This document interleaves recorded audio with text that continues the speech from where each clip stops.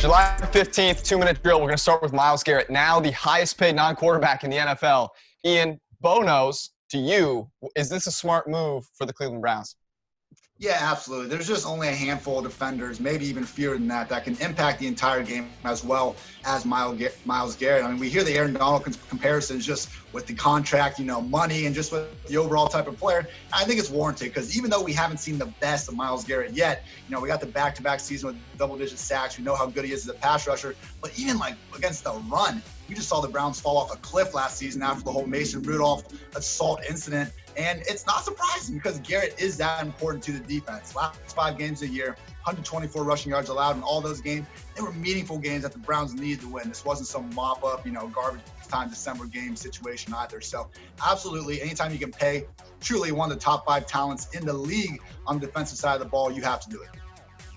Yeah, I agree. I think this is a great contract for the Browns. And I also agree with what you said about we haven't even seen him at his best yet. Because right now he's still just a physical specimen playing defensive end. He's not yet a pass rusher. He's just kind of a freak there. Doesn't really have an inside move, doesn't really have a secondary move, just uses his power, his pace, and his incredible bull rush to get to the quarterback. And he's already a top 5 edge rusher, maybe a top 10 defensive player in the league.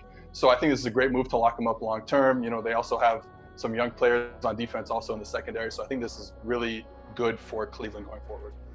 All right, I feel a little bit better about this than I do when the Bears took on Khalil Mack, made him such a highly paid player with Mitch Trubisky. Because I have more faith in Baker Mayfield being a top half of the league, top 10 quarterback. But you run the risk of being tied into Myles Garrett for 7 years.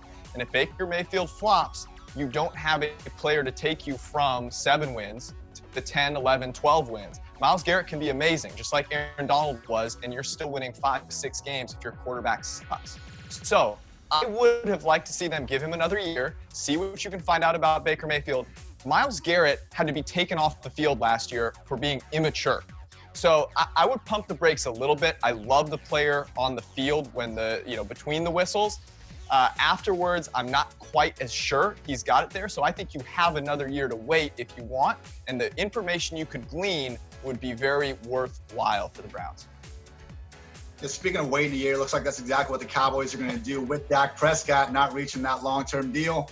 I mean, we saw Dak have his best season by far in 2019. He's betting on himself again in 2020. Seth, what are you thinking from Dak in 2020 specifically? I think Dak is such a polarizing player, and it's great. He is super intelligent on the field, but I think his accuracy needs to get a little bit better.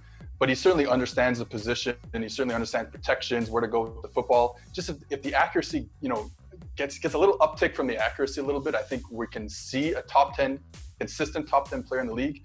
But until that happens, I think it's actually probably, I'm going to say it, I think it's probably a good move to kind of wait and see with Dak if you're the Cowboys. I'm really bullish on him in 2020. And I don't know where you have me in, if he's like your 3rd or 4th guy, but I could see him eclipsing a Deshaun Watson. He has an easier schedule, and the Dallas Cowboys have a bad defense. They're going to give up points. He's going to have to throw the ball. McCarthy loves to throw the ball. Kellen Moore installed some concepts that can actually win for Dak. We saw that last year, and they've got a pretty easy schedule. So I love Dak betting on himself, taking the tag. They'll probably have to tag him again next year.